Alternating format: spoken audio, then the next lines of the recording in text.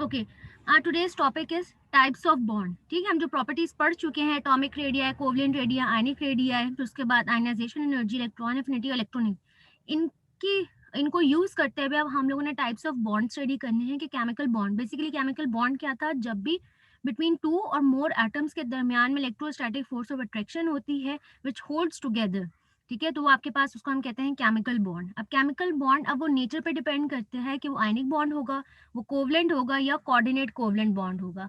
ठीक है, तो इसको थोड़ा सा एक्सप्लेन हम लेविस थ्योरी की हेल्प से करेंगे। ठीक है, लेविस थ्योरी, सबसे पहले हम आयनिक बॉन्ड से स्टार्ट करते हैं।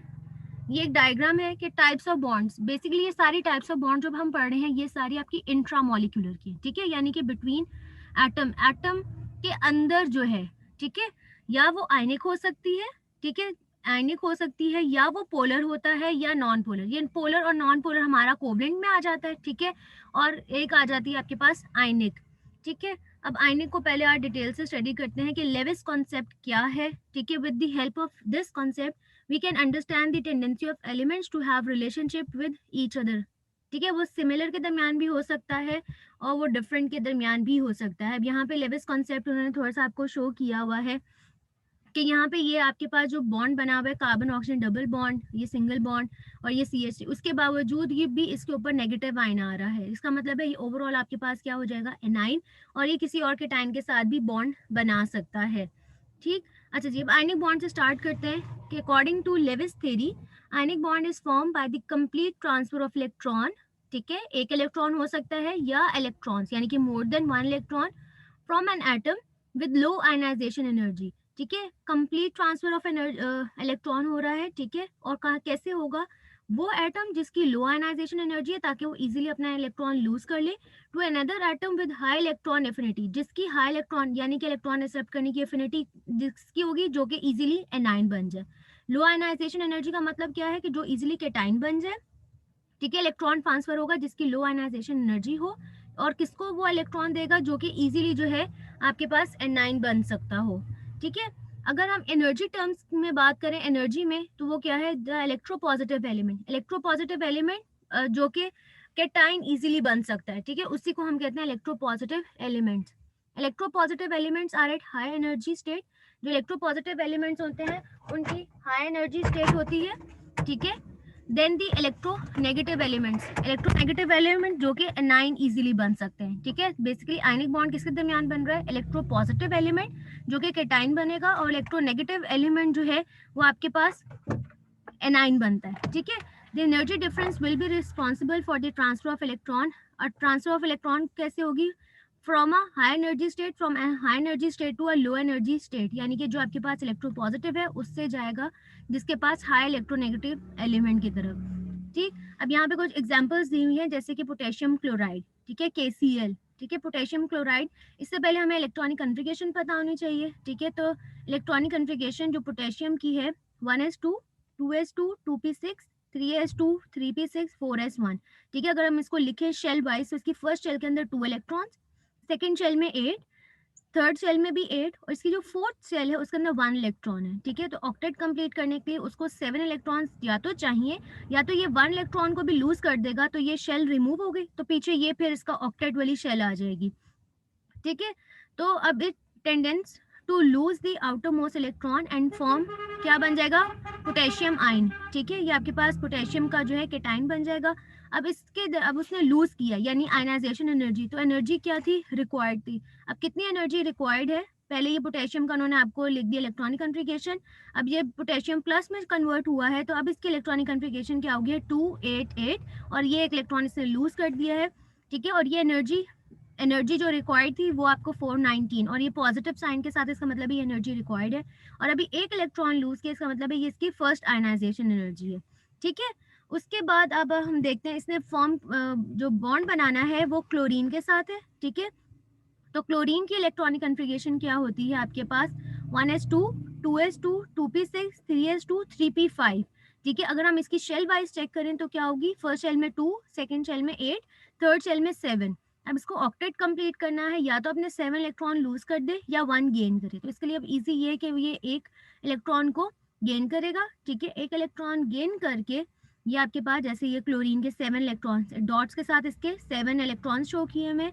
ये एक इलेक्ट्रॉन जो है वो गेन करेगा। अब ये इलेक्ट्रॉन कहाँ से आया, इसने पोटेशियम ने जो लूज किया था वो वाला गेन करेगा, तो ये क्लोराइड आयन में कन्वर्ट हो गया है, ठीक है, यानी कि इलेक्ट्रॉन एफिनिटी, और इसमें एनर्जी क्या थी, रिलीज हुई है, इस वजह से डेल्टा एच इसका -349 किलो जॉल पर मोल। अच्छा, अब जो हर एटम है वो कोशिश करता है जो इसके नियरेस्ट नोबल गैस की कॉन्फ़िगरेशन, इलेक्ट्रॉन कॉन्फ़िगरेशन वो अटेन करे, ठीक है। तो क्लोरीन ने क्या किया है, उसके जो नियरेस्ट थी आर्गॉन, उसकी इलेक्ट्रॉनिक कॉन्फ़िगरेशन को अटेन किया नोबल गैस, ठीक है। उसकी क्या थी 288, तो अब इसकी भी क्या हो गई है 287 थी, अब एक इलेक्ट्रॉन एक्सेप्ट करने से अब इसकी भी क्या हो गई है 288, ठीक है। इस तरह से आपके पास पोटेशियम और क्लोराइड आयन दोनों बन गए, ठीक है। The oppositely charged potassium and chloride ions are held together by strong electrostatic force of attraction, ठीक है। और ये एक दूसरे क्या होंगे, क्रिस्टल लेटिस, हम लोगों ने थर्ड चैप्टर में पढ़ा था कि क्रिस्टल लेटिस में ये अरेंज हो जाएंगे, ठीक है, with proportionate number of cations और एनाइंस, यानी कि एक फिक्स नंबर होगा उसके अकॉर्डिंगली, क्योंकि एक पॉजिटिव एक नेगेटिव, पॉजिटिव और नेगेटिव इस तरह से ये अरेंज होंगे, ठीक है, और pack together. The energy release, जब इनकी पैकिंग हो रही होती है क्रिस्टल के अंदर, ठीक है, उस टाइम पे जो एनर्जी रिलीज होती है during the formation of crystal, तो उसको हम वो होगी 690 किलो जॉल पर मोल, और उसको हम कहते हैं lattice energy of potassium chloride, ठीक है। ये हर जो एनाइंस और केटाइंस हैं जब भी क्रिस्टल में अरेंज होते हैं उनकी अपनी होती है, ठीक है। ये आपने वैल्यू याद नहीं रखनी, सिर्फ याद रखना है कि what is lattice energy. Lattice energy यानी कि जब भी केटाइंस और एनाइंस पैक होते हैं क्रिस्टल लेटिस में, एनर्जी जो रिलीज होती है उसको हम लेटिस एनर्जी कहते हैं, ठीक। उसके बाद यहाँ पे कुछ और एग्जांपल्स उन्होंने दी हुई हैं कि similarly the elements of 1A जो जब आप प्रोडक्ट टेबल देखते हैं तो उसके अंदर जो फर्स्ट ग्रुप है, ठीक है, उसको कहते हैं 1A, जिसके अंदर हाइड्रोजन है, लिथियम है, सोडियम है, ठीक है। वो lithium, sodium, potassium, rubidium, caesium, ये कौन से are good losers of electron, ये अपना इलेक्ट्रॉन जो है वो लूज करते हैं, ठीक है, और 1 इलेक्ट्रॉन लूज करते हैं क्योंकि ये 1A ग्रुप से बिलोंग कर रहे हैं, ठीक। The elements of 7A group, अब 7A ग्रुप के अंदर आपके हेलोजेंस है, फ्लोरीन, क्लोरीन, ब्रोमीन, आयोडीन, ये क्या है, आर गुड गेनर्स, क्योंकि इनके पास 7A, इसका मतलब है इनकी आउटर मोस्ट शेल के अंदर 7 इलेक्ट्रॉन्स हैं, तो अपना ऑक्टेट कंप्लीट करने के लिए इनको 1 इलेक्ट्रॉन चाहिए, ठीक है। तो इस वजह से ये गुड गेनर्स हैं।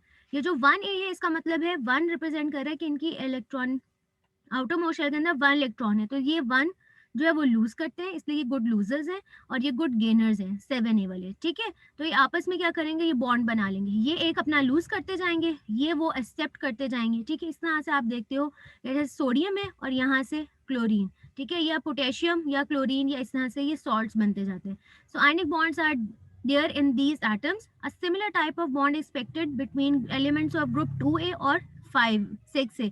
अब 2A का क्या मतलब है, इनकी इलेक्ट्रॉनिक, इनके वैलेंस शेल के अंदर 2 इलेक्ट्रॉन्स हैं, तो 2 इलेक्ट्रॉन्स ये 2 लूज करते जाएंगे, इनकी ये है 6 है, इसका मतलब है इनकी वैलेंस शेल के अंदर 6 इलेक्ट्रॉन है, तो इनको 2 की जरूरत है, तो ये जो 2 लूज करेंगे ये 2 गेन कर लेंगे, उसका मतलब है 2A वाले आयनिक बॉन्ड बनाते हैं 6A के साथ, ठीक है।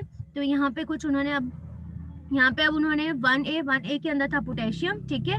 तो पोटेशियम का आपको अभी बताया कि 1A ग्रुप से बिलोंग करता है, 1 रिप्रेजेंट कर रहा है कि इनकी जो वैलेंस शेल है उसके अंदर 1 इलेक्ट्रॉन है, ठीक है। तो ये उन्होंने आपको इसकी फर्स्ट शेल, सेकंड शेल और ये थर्ड शेल, तो थर्ड शेल में आप देखो सिर्फ 1 इलेक्ट्रॉन है, तो ये लूज कर देगा।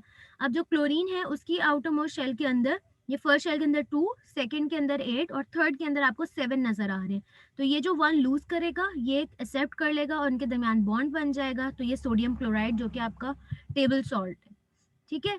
अब यहाँ पर उन्होंने कुछ आपको बताए हुए हैं, ये तो अभी हम एक एक इलेक्ट्रॉन की बात करें, कुछ होते हैं डाई पॉजिटिव, अगर 2 इलेक्ट्रॉन लूज कर रहे हो, ट्राई पॉजिटिव भी होते हैं यानी 3 इलेक्ट्रॉन लूज कर रहे हो, डाई नेगेटिव भी होते हैं यानी कि 2 इलेक्ट्रॉन्स एक्सेप्ट कर रहे हो, ठीक है।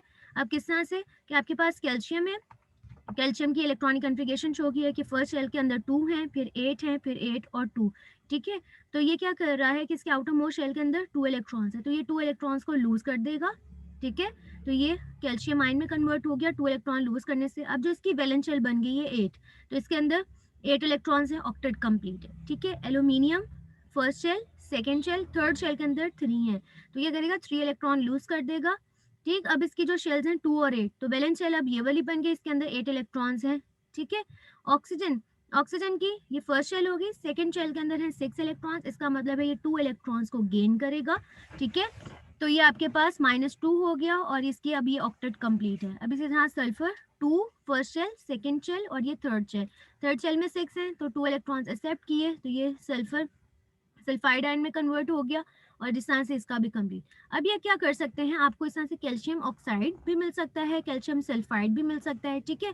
क्योंकि आप लोगों को क्लास 9 में पढ़ा होगा कि किस तरह से फॉर्मूला लिखा जाता है। तो कैल्शियम के ऊपर है +2 चार्ज, ऑक्सीजन के ऊपर है -2, तो इन दोनों को आपस में ऐसे क्रॉस कर दिया जाता है तो इस तरह से फॉर्मूला बन जाएगा कैल्शियम ऑक्साइड का, ठीक है। अगर एल्यूमिनियम और ऑक्सीजन का बॉन्ड बनाना है तो एल्यूमिनियम के +3, ऑक्सीजन पे -2, दोनों का क्रॉस मल्टीप्लाई होगा तो फॉर्मूला बन जाएगा Al2O3, ठीक है। इस तरह से कैल्शियम सल्फाइड, कैल्शियम के ऊपर भी +2 है, सल्फर पे भी -2 है। अगर सेम चार्जेस हों लेकिन सेम नंबर हो, यानी कि जैसा 2 और 2, लेकिन सिर्फ चार्ज डिफरेंट है, ये पॉजिटिव और नेगेटिव, तो कैंसिल हम इसको लिखते नहीं है, तो इस तरह से कैल्शियम सल्फाइड। और इस तरह से एल्यूमिनियम सल्फाइड, क्योंकि सल्फर के ऊपर -2 था वो इधर आ गया और एल्यूमिनियम +3 था वो इधर चला जाएगा, ठीक है। इस तरह से ये आयनिक कंपाउंड जिनके फॉर्म होंगे। उसके बाद ये इंपॉर्टेंट है, the compounds form by the cations and anions are called ionic, ठीक है। नॉर्मली हम ज्यादा आयनिक आयनिक बॉन्ड कर रहे होते हैं, लेकिन इसका सेकंड नेम भी है which is also called electrovalent compounds, ठीक है। तो इसको अपने पास हाईलाइट कर लें कि आयनिक कंपाउंड्स को इलेक्ट्रोवैलेंट कंपाउंड भी कहा जाता है, ठीक है। अच्छा, there exist a strong electrostatic force of attraction between cations and ion in these compounds, ठीक है। अब ये वाला पैराग्राफ भी अगेन इंपॉर्टेंट है, कल हमने इलेक्ट्रोनेगेटिव में पढ़ा था कि अगर इलेक्ट्रोनेगेटिव डिफरेंस जो है 1.7 हो तो इसके अंदर चांसेस हैं कि वो आयनिक और कोवलेंट बॉन्ड उस करेक्टर दोनों हो, ठीक है। अब इसके अंदर उन्होंने बता रहे हैं criteria of electronegative also help us to understand the nature of bond in order to decide percent कि कितने परसेंट आयनिक करेक्टर है उसके अंदर, तो उसके लिए हम इलेक्ट्रोनेगेटिव डिफरेंस लेते हैं। अच्छा, इफ द डिफरेंस इज 1.7 और मोर, 1.7 या उससे ज्यादा होगा तो हम उस बॉन्ड को कहेंगे कि ये आयनिक बॉन्ड था, ठीक है। अगर 1.7 से कम होता है इलेक्ट्रोनेगेटिव डिफरेंस तो हम उसको कहते हैं कि वो कोवलेंट बॉन्ड है। लेकिन कोई भी बॉन्ड 100% आयनिक या 100% जो है कोवलेंट नहीं होता, उसके अंदर कुछ ना कुछ करेक्टर आयनिक या कोवलेंट का होता है, ठीक है। जैसे सोडियम क्लोराइड है तो ये इसके अंदर आयनिक करेक्टर 72% आयनिक करेक्टर है, ठीक है। तो इसका मतलब है बाकी इसके अंदर थोड़ा सा कोवलेंट करेक्टर भी है। अब सीजियम फ्लोराइड उसके अंदर 92% है, ठीक है। There is no bond with 100% ionic character. तो ये जो लास्ट वाला पैराग्राफ है इसको अपने पास हाईलाइट कर लें, ये इलेक्ट्रोवैलेंट वाला, ठीक है। और ये इलेक्ट्रोनेगेटिव डिफरेंस के 1.7 से ज्यादा होगा तो आयनिक कंपाउंड है, लेकिन कोई बॉन्ड भी 100% आपके पास आयनिक नहीं होता, ठीक है जी। उसके बाद आ जाते हैं कोवलेंट बॉन्ड। अब कोवलेंट बॉन्ड का सेकंड नेम उन्होंने ऊपर ही आपको लिख दिया है, किसको हम कहते हैं, इलेक्ट्रॉन पेयर बॉन्ड, ठीक है। क्योंकि यहाँ पे पेयर बन जाता है। पेयर क्या होता है, 2 एटम्स, कोई भी 2 आइटम्स हो उनको हम कहते हैं पेयर। अगर मोर देन 2 हो तो उसको वो आपके पास होता है ग्रुप, ठीक है। तो यहाँ पे बेसिकली पेयर है क्योंकि दो जो एटम्स जिनके दरमियान शेयरिंग हो रही है अपना एक एक इलेक्ट्रॉन लाते हैं तो वो क्या बन जाएगा, इलेक्ट्रॉन पेयर, ठीक है।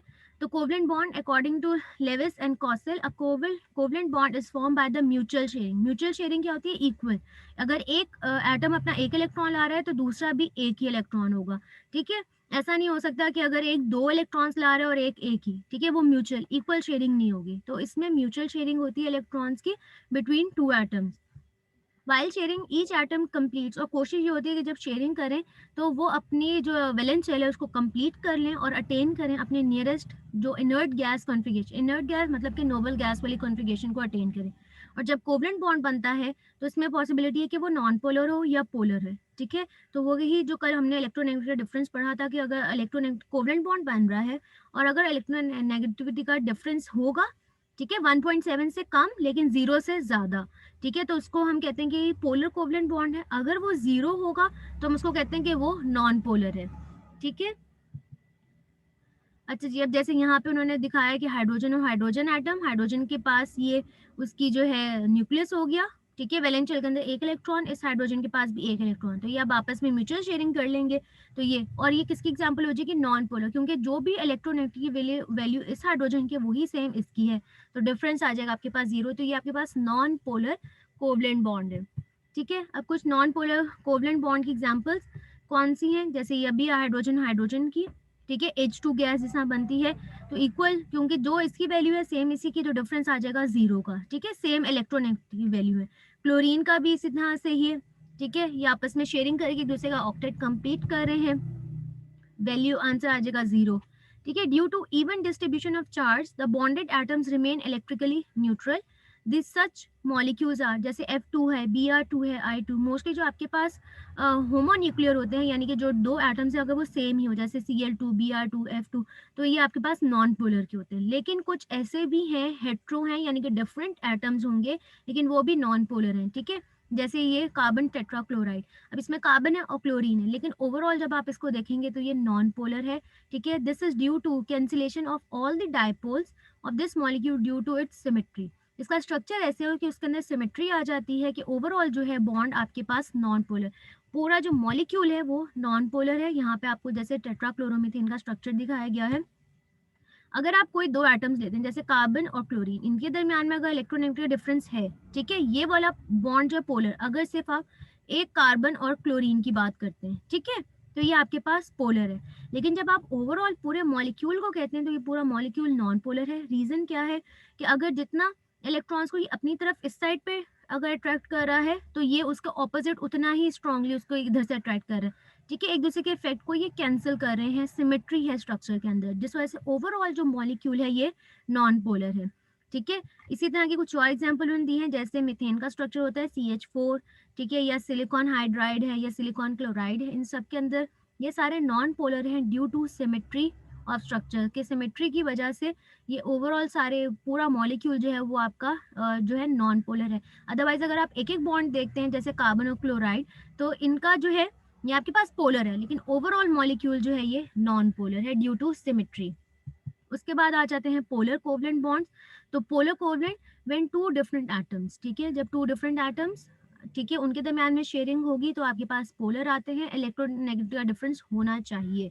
ठीक है, तो जो मोर इलेक्ट्रोनेगेटिव होगा उसके ऊपर पार्शियल नेगेटिव चार्ज आता है, जिसकी वैल्यू कम होगी उसके ऊपर पार्शियल पॉजिटिव चार्ज आएगा। ठीक है, तो यहाँ पे कुछ एग्जांपल्स दिए हैं, जैसे हाइड्रोफ्लोरिक एसिड है तो फ्लोरीन की मैक्सिमम वैल्यू होती है 4 इलेक्ट्रोनेगेटिव की, ठीक है, और हाइड्रोजन की कम होती है, तो ये आपके पास हो जाएगा पार्शियल पॉजिटिव, जिसकी वैल्यू कम होती है वो पार्शियल पॉजिटिव, जिसकी वैल्यू होगी ज्यादा वो उसके ऊपर पार्शियल नेगेटिव। ये वाटर की एग्जांपल दी है, ऑक्सीजन के ऊपर पॉजिटिव, ऑक्सीजन के ऊपर पार्शियल नेगेटिव आएगा, इसको करेक्ट कर लिएगा अपने पास, ये पार्शियल नेगेटिव आएगा, और हाइड्रोजन के ऊपर पार्शियल पॉजिटिव, क्योंकि फ्लोरीन के बाद सबसे ज्यादा इलेक्ट्रोनेगेटिव एलिमेंट आपका जो है वो ऑक्सीजन है। ठीक है, उसके बाद आ जाता है मिथाइल क्लोराइड। मिथाइल क्लोराइड में अगर ये सारे ही हाइड्रोजन होते, इस क्लोरीन की जगह भी हाइड्रोजन होता, तो ये ओवरऑल आपके पास मीथेन CH4 ओवरऑल मॉलिक्यूल जो था वो नॉन पोलर था। ठीक है, या ये सारे हाइड्रोजन की जगह अगर क्लोरीन आ जाता तब भी ये नॉन पोलर, लेकिन अब क्या हो गया, हाइड्रोजन भी है और कुछ क्लोरीन, तो इस वजह से ओवरऑल मॉलिक्यूल जो आपका पास पोलर है। क्लोरीन सबसे ज्यादा इलेक्ट्रोनेगेटिव है इसलिए ये पार्शियल नेगेटिव, और क्लोरीन अटैच कार्बन से, इस वजह से कार्बन हो गया है इलेक्ट्रो पार्शियल पॉजिटिव। ठीक है, methanol is another best example of polar, वो कहते हैं मेथनॉल जो कि अल्कोहल जिसको हम कहते हैं। ठीक है, तो यहाँ पे ये कहते हैं ये भी पोलर है, रीजन क्योंकि कार्बन के साथ ऑक्सीजन अटैच है, तो ऑक्सीजन हो गया पार्शियल नेगेटिव, कार्बन और ये हाइड्रोजन पार्शियल पॉजिटिव है, इसको भी करेक्ट कर लिएगा। ठीक है, ये भी पार्शियल पॉजिटिव और ये भी पार्शियल पॉजिटिव, तो ओवरऑल मॉलिक्यूल ये भी आपके पास पोलर है।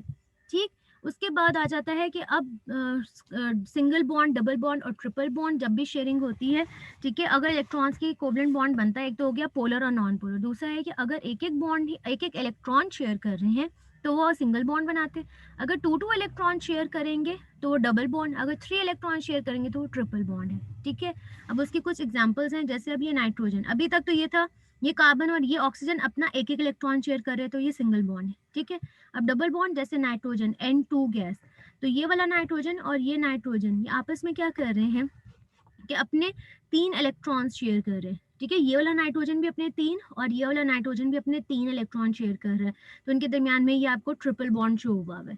ठीक है, उसके बाद जैसे ये ऑक्सीजन है तो ये दोनों, ये वाला ऑक्सीजन और ये भी ऑक्सीजन, ये भी अपने 2 इलेक्ट्रॉन शेयर कर रहा है और ये भी 2 इलेक्ट्रॉन शेयर कर रहा है, तो इनके दरमियान में डबल बॉन्ड जो है वो बनेगा। ठीक है, here carbon dioxide is a non polar. अब ये जो उन्होंने आपको कार्बन डाइऑक्साइड का स्ट्रक्चर दिया है ये नॉन पोलर है। अगेन रीजन क्या है कि अगर ये पार्शियल पॉजिटिव है, जितना ये ऑक्सीजन अपनी तरफ इस तरफ अगर इसको पुल है उतना ही ऑपोजिट डायरेक्शन में, तो ओवरऑल क्या हो जाता है, आपका जो मॉलिक्यूल है ये नॉन पोलर है और कार्बन ऑक्सीजन के दरमियान में ये डबल बॉन्ड है। ठीक है, 2 इलेक्ट्रॉन्स, और इसका दूसरी रीजन ये भी है कि ये लीनियर स्ट्रक्चर है। ठीक है, balances the polar character on both sides, of the carbon atom, इसलिए ओवरऑल जो मॉलिक्यूल है कार्बन डाइऑक्साइड का ये आपके पास नॉन पोलर है, ठीक है। Here each bond represents a pair of electron, ठीक है। Thus in the formation of double bond, double bond का मतलब है कि टू इलेक्ट्रॉन्स शेयर किए, two shared pair in that of a triple bond, triple bond में क्या होगा, three shared pair of electrons are involve, ठीक। Some of the non metallic atom, non metallic atom जो कि नॉन मेटल्स हैं, particularly जैसे carbon है, ठीक है।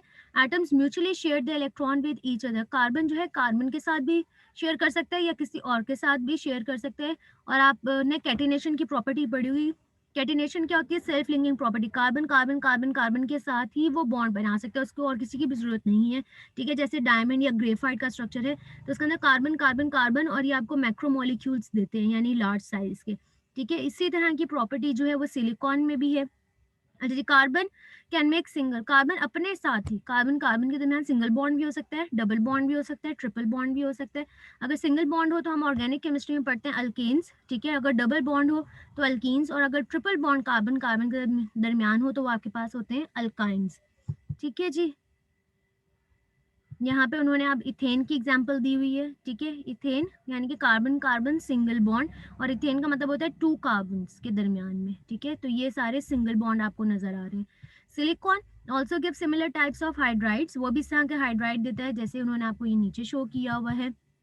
द फॉर्मूला ऑफ डाइसिलेन, डाइसिलेन यानी कि टू सिलिकॉन हो गए, और बाकी इसी तरह से जैसे इथेन का स्ट्रक्चर है इसी तरह से ये डाइसिलेन है, ठीक है। The compounds of carbon and hydrogen showing double और triple bond are called alkenes और अल्काइंस, ठीक है। तो अल्कीन में एग्जांपल उन्होंने आपको दी हुई इथीन की, यानी कार्बन कार्बन डबल बॉन्ड आपको ये नजर आ रहा है, और इथाइन में ये करेक्ट कर लिएगा, ये इथाइन है, इथाइन में क्या है, कार्बन कार्बन ट्रिपल बॉन्ड है, ठीक है जी। बस आज हम इसको यहीं तक ही रखते हैं, बॉन्डिंग तक ही। हमने आयनिक बॉन्ड हो गया और साथ में कोवलेंट बॉन्ड।